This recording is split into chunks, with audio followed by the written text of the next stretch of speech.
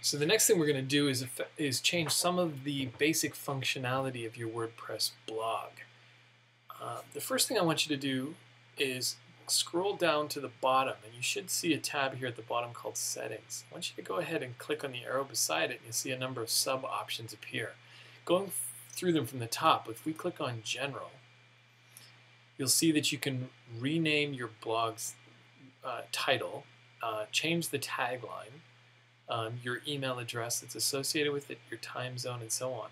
The one thing you'll probably want to change most is this tagline here, because you have not, when you originally set up your blog, this is the one thing you couldn't change. So go ahead and change that. Click Save Changes once you've done that. The next thing you'll want to do is click on Writing, and this shows you how many allows you to change some of the basic functionalities in in the things you use to write your blog. So when you click on Posts and Add New, the first thing, or one of the first things you do, is you actually add content to the body of your post.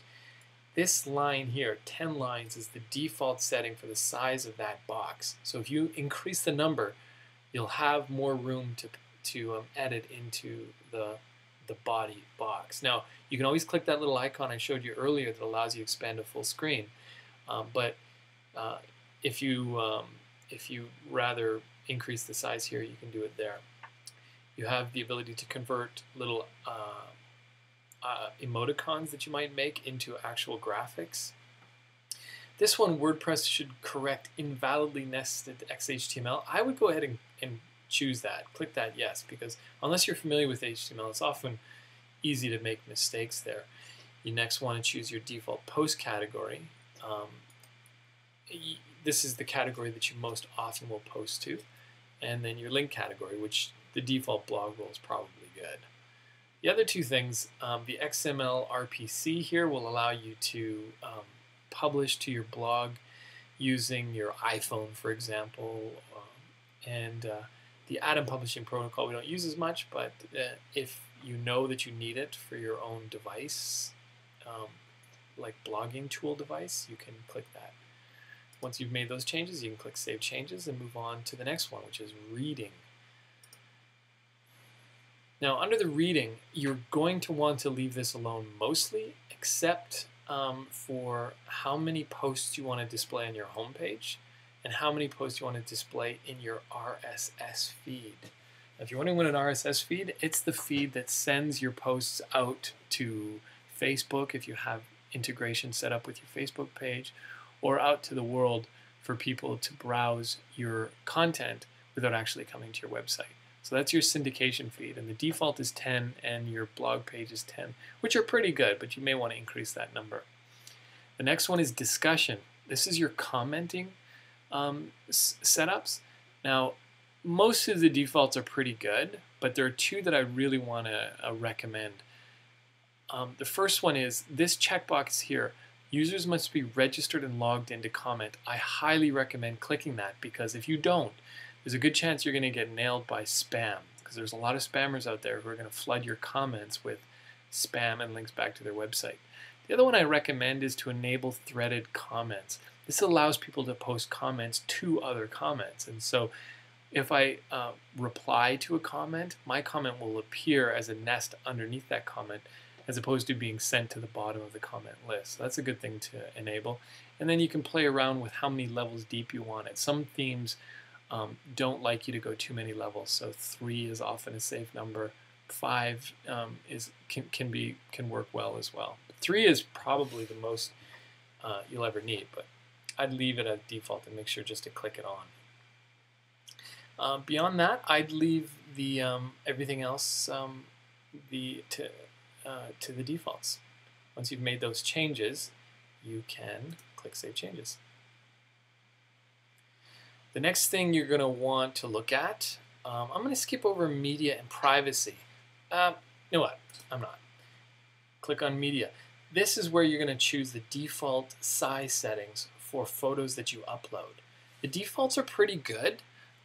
They come with your blog, but you may want to increase or decrease them depending on the formatting of your blog. So if you upload a photo, for example, directly from your camera, it's going to be huge, 3,000 pixels. The system might not even allow you to upload it since it has a 1 megabyte upload limit.